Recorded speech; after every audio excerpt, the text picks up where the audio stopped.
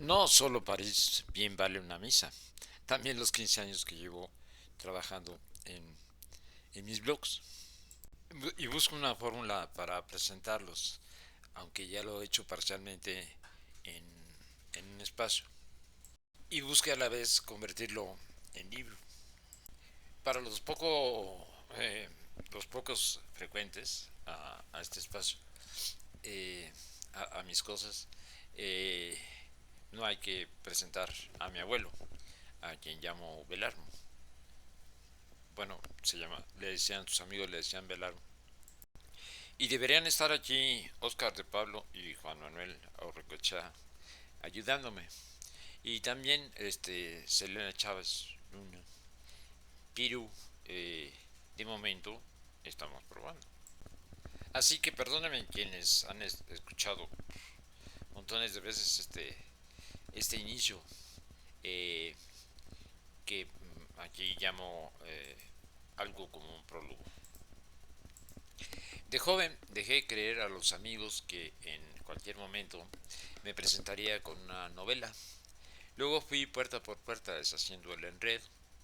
Era tarde y corrió la especie de que la autocrítica me devoraba, y al basurero o cajones bajo llave iban espléndidas o prometedoras cuartillas. Ni asomos de eso existía. El lío fue originado por centenares de hojas sueltas garabateadas desde niño que aún conservo. Esto y aquello se empeñó en llevarme a las editoriales y apareció una escena de libros con distinta fortuna.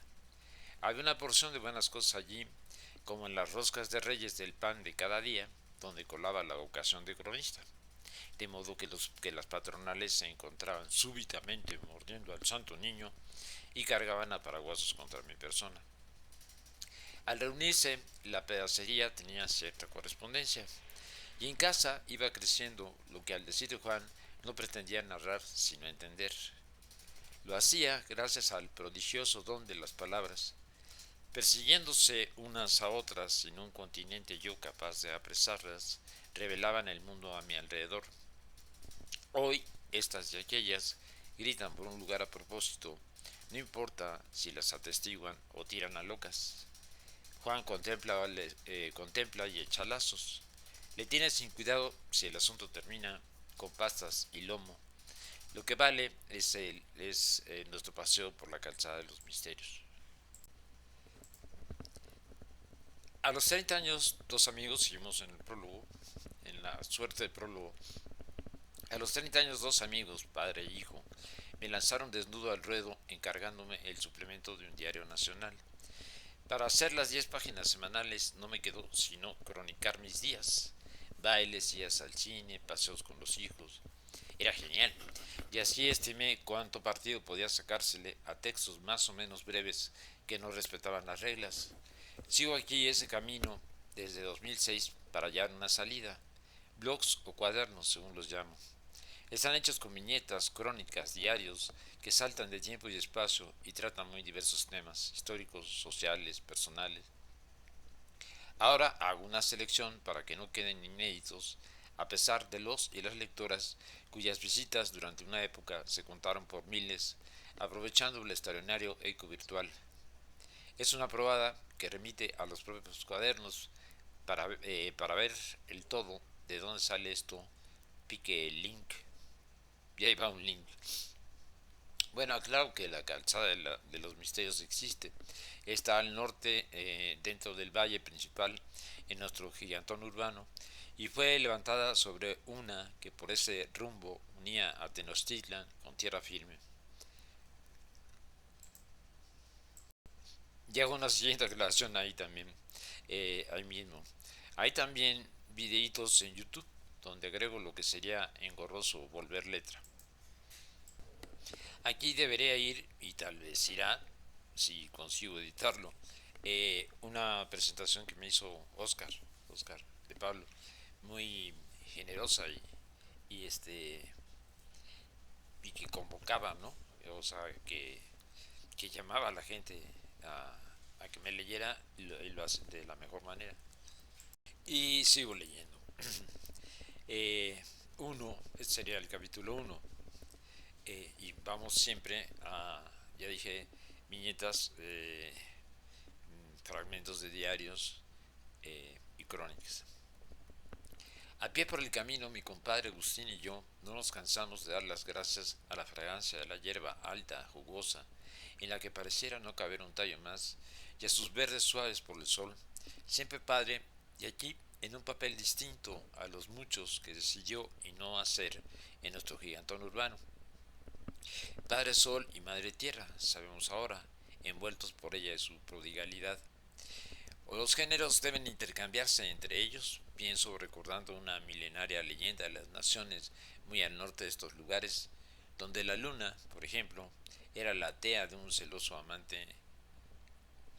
Deberíamos preguntar a los campesinos y campesinas que rinden el diario culto a las prodigiosas matas alrededor, divinos regalos entregados casi 5 siglos atrás a sus conquistadores, y se nos hurtan a la mirada por sus ocupaciones o deliberadamente, como el pueblo sombra que se me descubrió una mañana en una colonia de posesionarios y luego gracias al abuelo. Todo enamora a nuestros ojos de ciudad. El contraste entre la vegetación y el rabiar azul del cielo, la franja arcillosa que serpentea frente a nosotros, el apenas perceptible reptar o trepar de pequeñísimos seres y esa terca soledad aparente que a lo repentino se viene abajo. Y es una cita. Bájense todos, hijos de la chingada, grita a los 80 hombres en un camión de rodilas un señor grandote que carga un radio. Bótense al suelo porque se van a morir. Termina la cita. Ya está. El compadre y yo llegamos al momento que nos trajo hasta aquí. Aguas Blancas se llama el paraje y no habría razón para la presencia de policías en tal número, apostados entre la maleza y tras sus camionetas, de no ser el castigo ejemplar que se aplica a miembros de la Organización Campesina del Sur. Y vuelven las citas. Nos espantamos, pero yo no creía que nos iban a matar. Contará luego uno de ellos y otros. Sentí que nos estaban cazando. Me tiré al suelo, oía los quejidos de las personas que estaban matando. Me sentí mal al ver cómo nos habían trozado aquí de la cintura el compañero. Cuando estaba ahí debajo del camión, pues yo sentí algo caliente que me caía aquí arriba, así, pero yo no creía de que fuera sangre. Y cuando ya nos sacaron de ahí, ya vi que había muchos más regados así alrededor del camión y adentro también. Las con justicia llamadas fuerzas del orden dan el tiro de gracia a los 16 caídos y la cámara de video que llevan corta mientras recompone el escenario. Los machetes de los campesinos asesinados se retiran para colocar rifles y pistolas en sus manos o cerca de ellas. El título de ese cuadro de Red de Agujeros tardó en recordar un poema escrito recién terminada la conquista de estos y otros pueblos por hombres que de la noche a la mañana surgieron de la nada. Y este es el fragmento del poema. Y nos dejaban por herencia una red de agujeros. ¿Por qué inició allí el acercamiento a la historia de nuestras tierras? ¿Por qué inició allí, el acercamiento a la historia de nuestras tierras, cuya transformación en México no estaba completada cuando yo crecía durante los años 1950?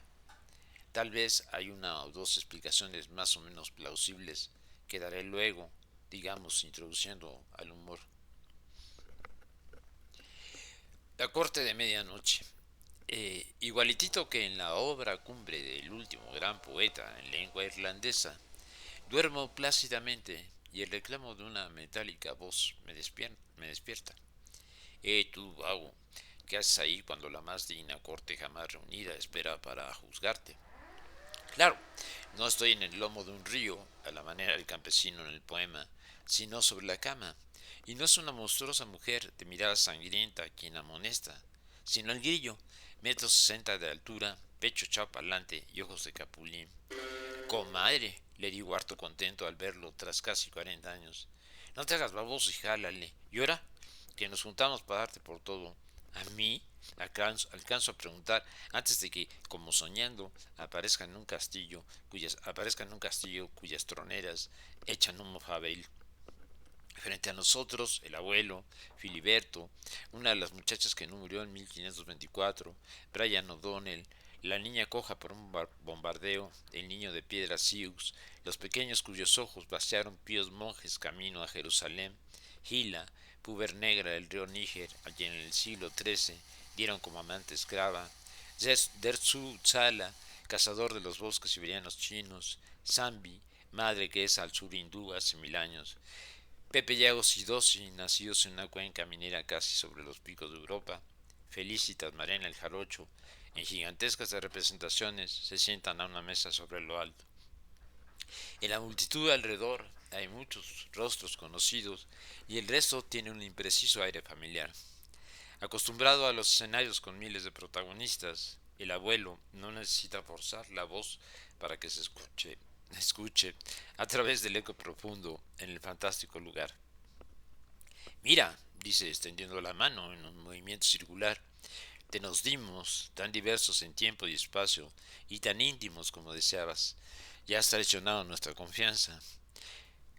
Prometo cumplir la tarea y recuerdo a Domingo embobándose con los recuerdos de una bronca toma de predios, para que repentinamente, sin venir a cuento, pensaría uno, los ojos se le fueran quién sabe a dónde y dijera, todo fue por mi papá, que vendía pájaros en el mercado y no tenía un centavo y andaba cante y cante.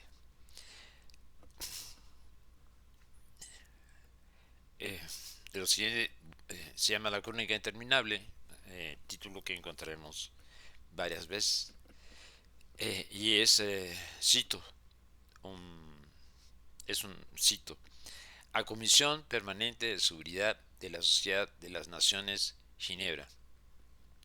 Aviación fascista asesina diariamente mujeres y niños, destruyendo pueblos enteros con su metralla. Punto. Mundo civilizado debe intervenir, cese tanto crimen. Punto. Caso contrario, no respondo, pueda pasar 5000 prisioneros, tenemos cárceles. Aun cuando hago todo lo posible, es difícil contener pueblo. Eso afirmó mi abuelo Belarmo cuando entre 1936 y 1938 dirigía una pequeña república semiautónoma en lucha, más que contra la España negra fustigada por el poeta, para detener a Hitler y Mussolini.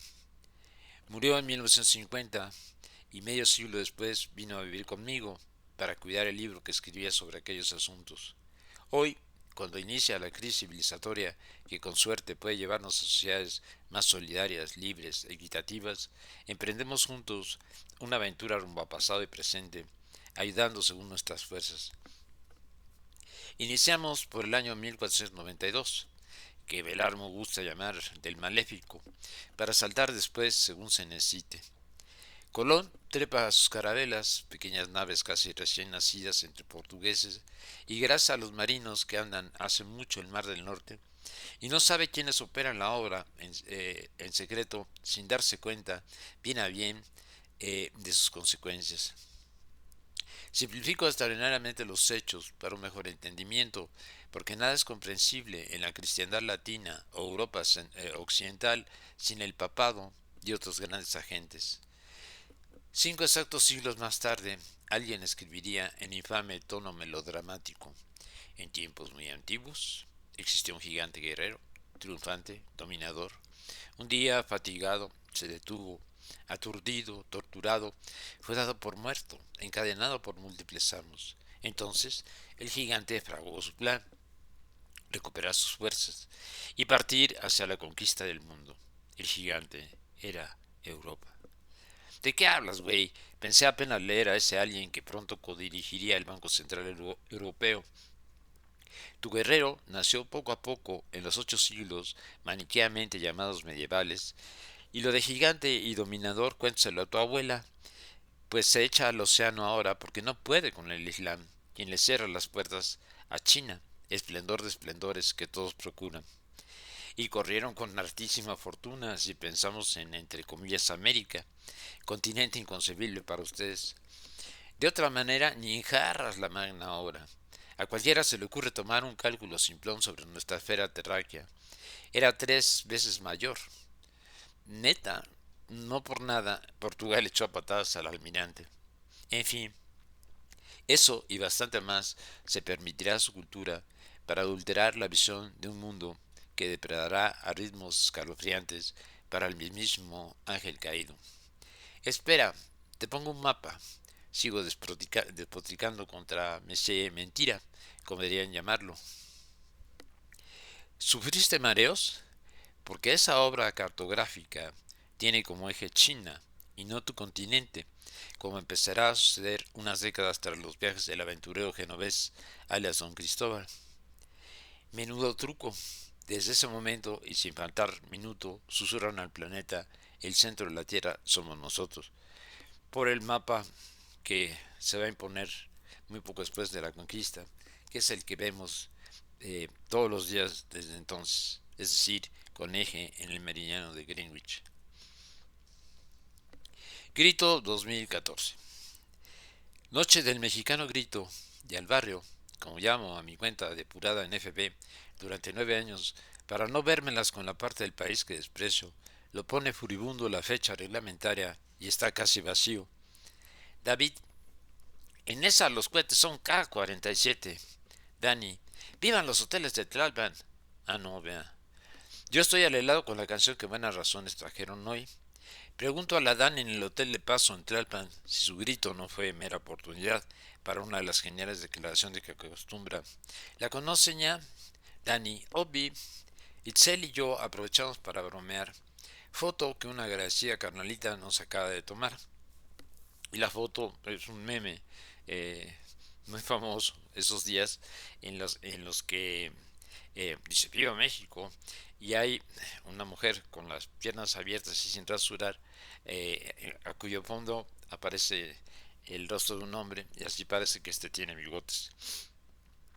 Igual que la gran mayoría de nuestra docena de cuadras, no volteamos a mirar el deprimente circo de la Plaza Mayor, donde el antiguo rito lo cumple un monigote al servicio del criminal proyecto reafirmado 2 años atrás.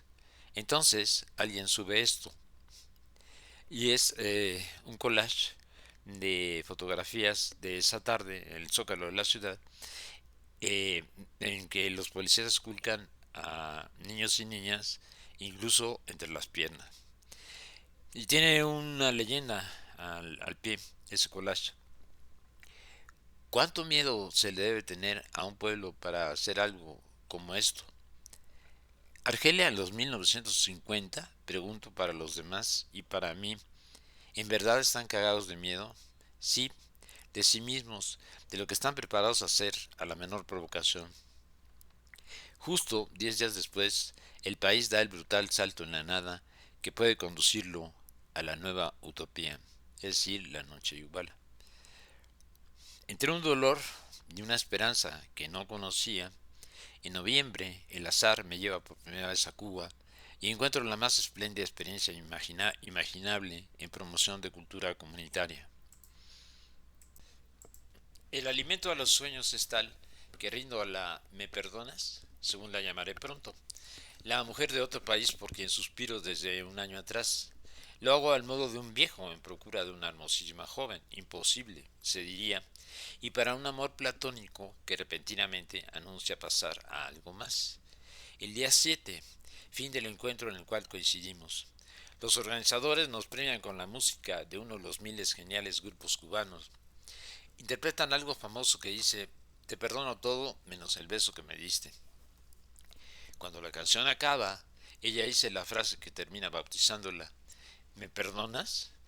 Promete, respondo, y mirándonos fijo, no sabemos qué nos espera. Entonces alguien se acerca con la noticia, falsa, sabremos luego. Encontraron los restos calcinados de los 43. No hay rincón que alivie, y la hermosísima me encuentra en uno de ellos. Anda, vamos a bailar y juntos la pena. No escucho el final de la frase, y por la mañana del seductor queda solo el recuerdo. La revolución y el amor son un mismo, indisoluble acto, rezan muchas justas frases que por momentos no bastan. Y ahí hay una foto. Julio César Mondragón Fontes, el estudiante de Ayotzinapa, cuyo cuerpo, desollado en vida, se arrojó en una calle de Iguala tras la desaparición de los 43. El grito hoy es tuyo, te prometemos no perdonar. Esa viñeta decidirá a familiares y abogada de Julio César a encargarme un libro a hacer en 6 semanas, presentando su caso ante la Corte Internacional contra la Tortura. Lo siguiente se llama Siluetas. La policía agitaba sin contemplaciones la alcancía de la noche. Padre ordenaba cada mañana la muerte del hijo. Las flácidas carnes de mamá lloraban de vergüenza frente al espejo. Ella era miel pura, sonreía como una niña y me clavaba el puñal hasta la empuñadura, al compás de los rebeldes del rock. Esto sucede en 1963, porque si no, no se entiende eh, los detalles. Tengo 15 años y entro al último de los cursos preuniversitarios. En el anterior desapareció el yo que pasaba el tiempo tentando las aristas de nuestro mundo escolar en el frontón, en el recoveco, al fondo del campo de fútbol, o cualquier espacio poco frecuentado donde me aceptaban los rudos que probaban el carácter. En su lugar se hace presente un personaje en busca de reflectores. El éxito es rotundo y allana tanto la vida que prometo ajustarme al modelo para siempre. Aún así, me toma por sorpresa el montaje de miradas y risitas nerviosas dirigido a mí desde el rincón donde durante las semanas de inicio los de primero, recién llegados al edificio, se confinan en respeto a las jerarquías. Muchos metros de gentío me separan del juego ese que, sin embargo, hechos con todas las de la ley, no tiene dudas de alcanzar su objetivo. Más temprano que tarde voltearé hasta terminar encontrando en medio del coro a la jovencita más hermosa que creo haber visto. La Celestina tiene clase y gran parte de culpa en la elección hecha por su ama. Solo merced a sus tolerancias a las torpezas con que respondo el juego, paso la prueba para encontrar no frente a la belleza esa, sino a la manera que se debe, semi escondida entre el aleteo de las súbditas. En verdad puedo morir en el momento. Se me abren las puertas a una princesa de estilo clásico. Llega a la edad de enamorarse a la manera de la gente de bien, pensando que ahí está el único hombre permitido mientras viva, con el cual compartir un idílico romance y luego un bien provisto hogar. Está eso y no otra cosa, según entiendo, cuando su padre se sorprende al verme por primera vez y atina y previene. El mozalbete descalza en nada, y si el tiempo incumple su obra, se precisará una pequeña ayuda. Yo no sé ni me entretengo.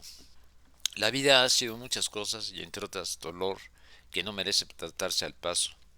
No he sido si asomarme a través de él o alejármele a toda velocidad. Las vacaciones entre cursos antes de sacar partido de las luminarias ha sido una mañana tras otra de espanto ante el espejo. Algo terriblemente oscuro aparecía en el rostro aquel, deformándolo. Por eso me agarro ahora a las miradas de los demás como a una droga, y la oferta de la princesita es la promesa de que todo andará bien de ahí hasta el fin.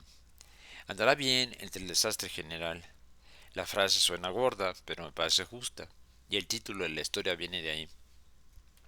Cuando mucho después descubra a un célebre director de cine, David Lynch, entenderé su obsesión por la música popular de estos tiempos, nacida en su país por primera vez para los jóvenes. En la pobrísima modalidad nuestra hay un matiz nada despreciable. Fuera de la docena de tonadas hechas en casa, al traducirlas, las melosas letras resultan perfectas tonterías. Aunque el premio mayor se disputa seriamente, creo que Siluetas lleva la delantera. La voz de uno de los invariables remedos de cantantes dice debatirse entre la vida y la muerte, al descubrir tras una ventana las sombras de una amartelada pareja en la que un ridículo coro denuncia la traición. El tipo repite la historia para terminar descubriendo, ni más ni menos, que equivocó la dirección del amor de sus amores. No importa, sin embargo, el despropósito, pues la quejumbrosa melodía y las apasionadas palabras sueltas dan de sobra para que los escuchas pongamos el sobrante, salido de nuestras entrañas, que buscan con desesperación caricias y delirios imposibles de cumplir. Al menos entre las crecientemente gruesas clases medias, solo las más suicidas jovencitas se atreven a prestar otra cosa que manos, bocas entrecerradas e insinuaciones de pechos y muslos. Suicidas, he dicho, y de nuevo parece un exceso y no lo es.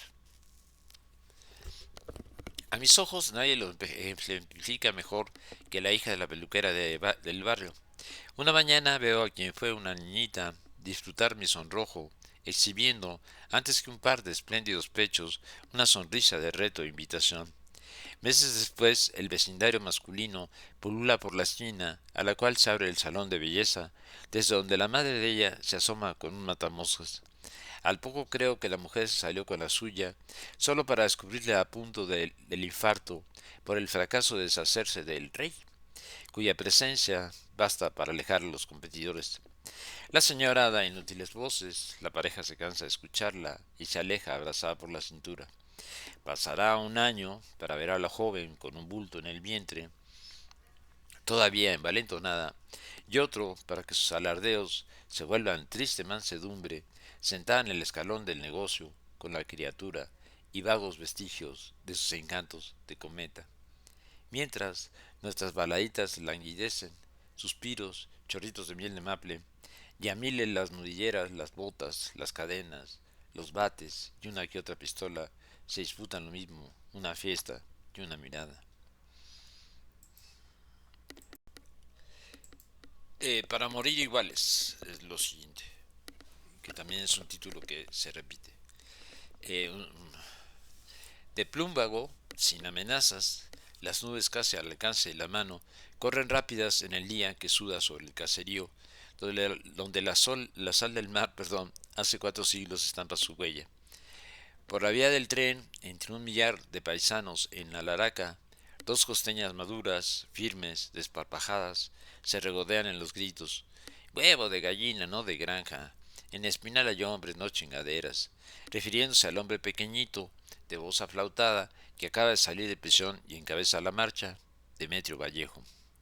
Es el sábado 12 de mayo de 1972 y cuando sale allí llevan un mucho a cunadas y otro mucho a cuestas 2 o 3 décadas de trabajo por utopía, que no está en el santoral ni tiene altares en la iglesia de Salina Cruz, cuya torre domina la vista, ni en ninguna más del istmo de Tehuantepec, del resto del estado de Oaxaca o donde sea en el México de tercos rezos por ella, apenas Hernán Cortés terminó su obra.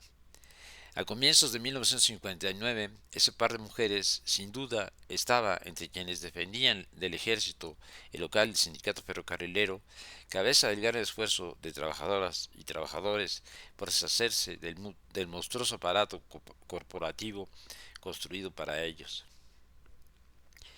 El otoño de 2009, en Saltillo, Coahuila, comparto un cuarto de hotel con Alfredo Domínguez, un antiguo trabajador de la metal mecánica que lleva medio siglo organizando luchas sindicales y a quien conocí en los tiempos de aquella marcha ferrocarrilera. Sin duda sabe cuánto lo respeto y mientras nos vestimos vuelvo a dar gracias por la oportunidad de estar de nuevo con él y su gente. Le hablo del desbordado optimismo que vino el día anterior en la conmemoración de 35 años de la ejemplar lucha de Cinzas y Funza en esta ciudad y de las charlas con Nelly Herrera, con María, su hermana, y la hermana Isaías. Almirante, le digo, esas mujeres parecen cristianas primitivas, ni su abuela las detendrá jamás en la búsqueda de la utopía. Sonríe de esa especial como misteriosa manera que tiene y suelta una de sus geniales frases. Llegará un día en que los cristianos se coman a los leones.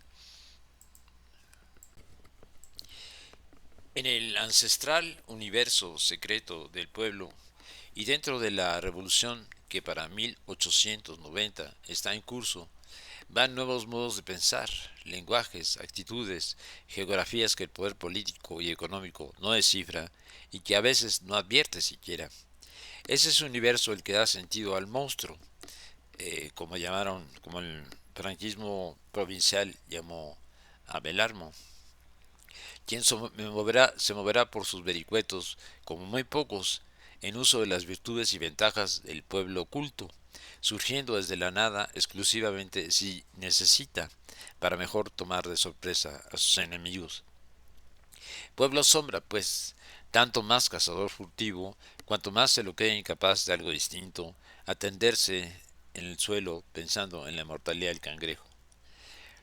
Del don de hacerse fantasma, Belarmino se apropia apenas nace, hasta convertirse en uno de los grandes expertos de provincia en el tema. Miles de días hace el viaje entre su pueblo y el puerto de mar próximo, y miles también recorre este al modo de esa forma de simple paisaje que las probas familias ven en las de pescadores, eh, asalariados de las fábricas, albañiles. Entonces una tarde, Sandalio, su padre, se hace palabras con un peón de las vías del ferrocarril.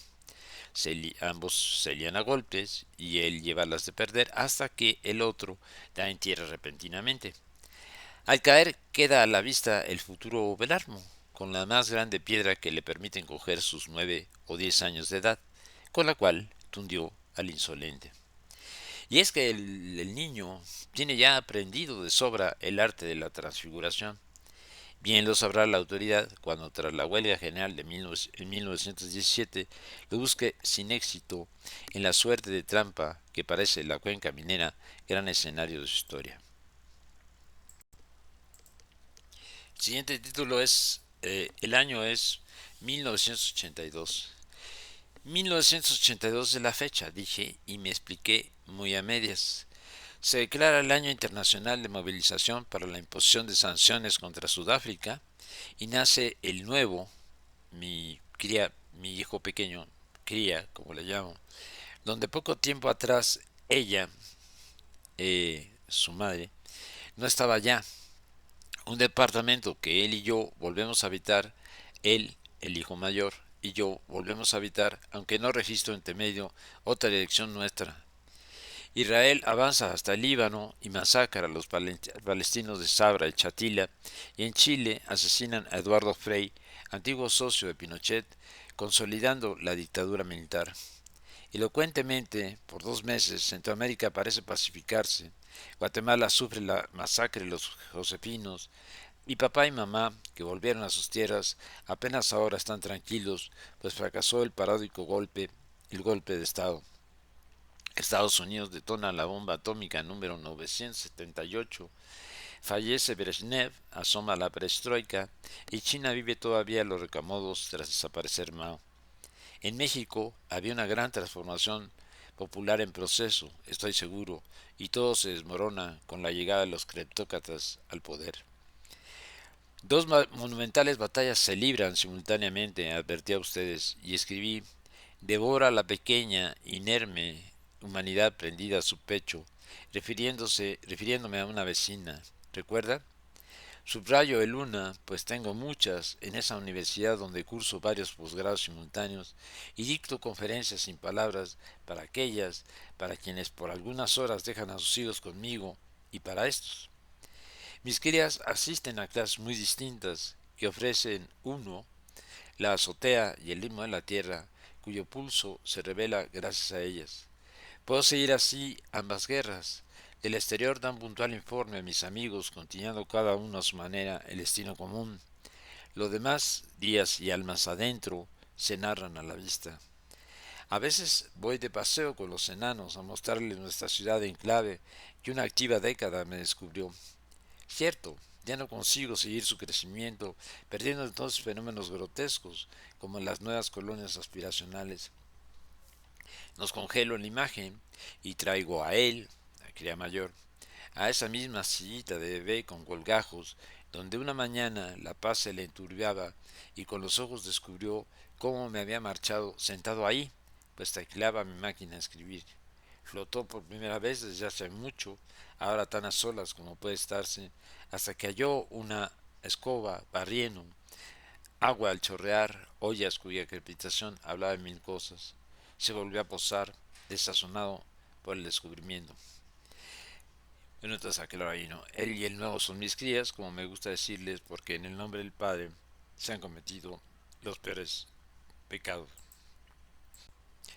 Como se aprecia, esta viñeta de pronto eh, empieza a confundir porque mientras las demás estaban como sueltas, esta remite a anteriores. Bueno, es algo que tengo que corregir o, o no, porque puede introducir un cierto suspenso, digamos. Porque esto se lee viñeta tras viñeta o pequeño diario, fragmento de diario, eh, por sí mismo puede leerse como una obra de conjunto. Es una forma de dejar una suerte de memorias de mis tiempos. Los 100 se llama De Fantasmas. 30 años vivió en México Luis Cardosa y Aragón, abrazado al árbol de su infancia, en el centro del jardín familiar de un barrio de la antigua Guatemala, que el exilio dejó tras una barrera infranqueable. Al regresar, el árbol había desaparecido con la calle, que era una irreconocible otra. El escritor no se levantaría jamás de una muerte que hacía vacilar en la nada los 30 años. Para entonces, Pablo Neruda había escrito muy lejos de casa, y esas son sus palabras. Les contaré que en la ciudad viví, en cierta calle, no se podía ir y venir, había tantas gentes, todo me pareció brillante y era sonoro. Hace tiempo esta calle, hace ya tiempo que no escucho nada. Dulce nostalgia la suya, que podía ignorar la calle impresa en sus compatriotas repartidos por el mundo tras 1973.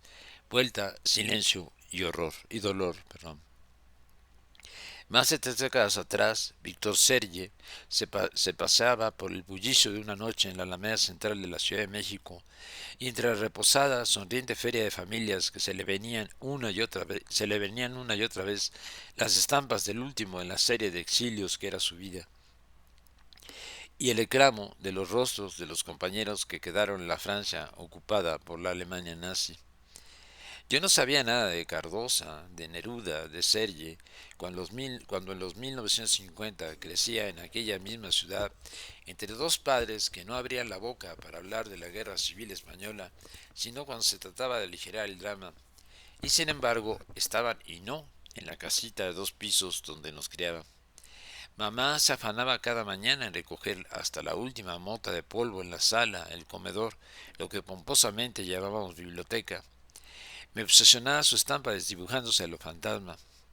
Era Penélope, que no esperaba, repitiendo el rito para espantar sin éxito el recuerdo del viaje, no de su hombre, sino de ella, suspendido casi al empezar. Bateaba el trapo contra el brazo de un sillón, daba un paso, volvía sobre él, lo expurgaba de vuelta y se rendía, empezando a parpadear en mis ojos que no podían seguirla a la cuenca minera a 3000 kilómetros de distancia para ofrecerse a cuidar los burros de los campesinos en domingo y dar gracias por las monedas con que pagar la función del único cine en 20 pueblos y villas alrededor, o para trepar a los destartalados camiones que harían la excitante ruta de los mítines en las cuales lucía la joven. Mamá se adelantaba 30 años al Humberto Constantini que miraba por la ventana la luna mexicana chanta, mentirosa, porque la de verdad no había salido de Buenos Aires, como él, casi justo en el momento en que ella, mi madre, hacía las maletas para volver a la España sin Franco y ser de nuevo de carne y hueso, otra vez meeting tras meeting, para con su adolescencia refrescar al maltrecho partido en el cual se había convertido el suyo, y recibir tarde en tarde la visita de los hijos, a quienes veladamente miraba con extrañeza de dónde habrán salido. Pero qué tan sí misma era ella también, regresando sin regresar. El país que había dejado y en el cual anduvo trasterrada muchos más años que en el real, apenas y se reconocía en el de 1976. Un poco antes, Alejo Carpentier discutía el lugar común nacido entre el boom de la literatura latinoamericana que rezaba: marcharse es la mejor manera de ver el lugar de origen. Alguien revisaría luego la crítica del escritor a través de su serie de artículos La Habana vista por un turista cubano. El alguien decía de este paseo imaginario: los exiliados de Carpentier habitan un ámbito atemporal, una suerte de estado de suspensión. Al volver, pues, mi madre se movía entre las sepulturas donde habitaba la España que recreó durante 35 años, 35 de sus 58 años de vida, y entraba en un nuevo limbo en el cual debía reinventarse. Tal vez también por eso, y no solo por el extrañamiento de sus miradas que a los hijos nos hacían vacilar sobre el suelo, mis encuentros con ella resultaban en grandes grescas, eran de fantasma a fantasma. Lo siguiente se llama El idiota. En el escritorio leo las frases con que cercaba a mamá, apenas pude convertir los berrinches en palabras. Mira, ¿ves cómo a la mitad de la calle a mitad la calle se desploma? Y aquel hombre cuyos pasos no dejan huella ya que pisan bajo el suelo. ¿No sientes ese temblor perpetuo, nuestro nadar sobre la tierra? ¿Qué días de verme en este lugar, ma, donde un par de años atrás lloré de alegría apenas se marchó la mudanza? ¿Te entristecería encontrarme en un pequeño, oscuro rincón de la ciudad, del país que no entendiste nunca? Venías de lejos y guardabas con celo el dolor que yo te producía. No te dabas cuenta de que la mujer de los celotes en la esquina había hecho un trayecto tan largo como el tuyo en tiempo y alma. Lo comprendo. Como ella, creciste convencida de que el mundo alrededor era las leguas a tu vista, tras las cuales la respiración se suspendería. No había modo de que entendieras el acoso de mis letanías, aquellas que te postraban y así más se encendían. Ya, por Dios, déjame en paz, tronabas contra tu proverbial paciencia, encerrándote bajo llave para rogar a no sé quién en tu sabiduría que velara por ese pobre hijo. Lo haces inútilmente, claro, no había salvación para el idiota. Hoy idiota resulta sinónimo de estúpido o imbécil.